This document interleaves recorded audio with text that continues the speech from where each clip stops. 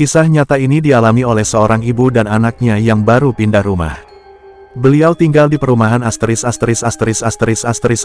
yang terletak di daerah Cilengsi, Bogor, Jawa Barat. Kejadian berawal di waktu siang hari. Waktu itu si ibu sedang sibuk untuk memindahkan barang bawaannya ke dalam rumah. Beberapa menit kemudian, tiba-tiba si anak melihat penampakan sosok perempuan di dapur rumah. Ia kemudian mengatakannya kepada ibunya. Tidak lama kemudian si ibu langsung ke dapur. Setelah dicek, terlihat sosok bayangan hitam sedang terbang menembus langit-langit rumah. Betapa terkejutnya si ibu saat itu. Dengan seketika ia berteriak memanggil suaminya yang berada di depan rumah, sebelum kemudian pingsan. Sejak kejadian tersebut, warga sekitar komplek menjadi takut keluar rumah di malam hari. Tidak disangka, kejadian aneh kembali datang. Pada malam hari si ibu sedang sibuk merapikan barang pindahan yang belum terselesaikan tadi siang karena panik melihat makhluk aneh. Tiba-tiba ada orang yang mengetuk pintu rumah. Setelah dicek, ternyata tidak ada siapa-siapa. Dan kejadian itu berulang 3x, hingga akhirnya si ibu memberanikan diri untuk melihat keluar rumah. Ketika di depan rumah, ia melihat seorang nenek tua yang berada di perempatan jalan komplek. Karena melihat seorang nenek sendirian di malam hari, si ibu mencoba menyapanya.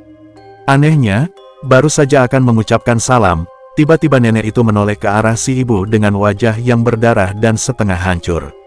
Yang lebih menyeramkan lagi, hidungnya disumpal dengan kapas. Bola matanya terlihat seperti sedang meleleh. Si ibu langsung lari ketakutan.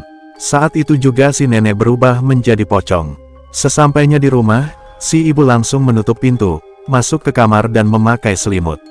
Beberapa saat kemudian, muncul suara aneh dalam kamarnya. Suara itu seperti ada seseorang yang sedang memanggilnya. Setelah selimut dibuka, ternyata ada sesosok pocong yang tadi muncul di perempatan komplek. Pocong tersebut memakai kain kecoklatan, mata berwarna hijau, dan tampang wajah Mia hangus seperti terbakar. Selama berjam-jam, pocong itu menatap si ibu. Karena sangat ketakutan, dia langsung pingsan. Si suami pun yang bekerja sebagai karyawan toko baru pulang kerja jam 2 pagi. Ketika mengetuk pintu, tidak ada respon sama sekali, akhirnya langsung mendobrak pintu. Namun apa yang terjadi? Si suami melihat sosok pocong yang sedang duduk di kursi ruang tamu.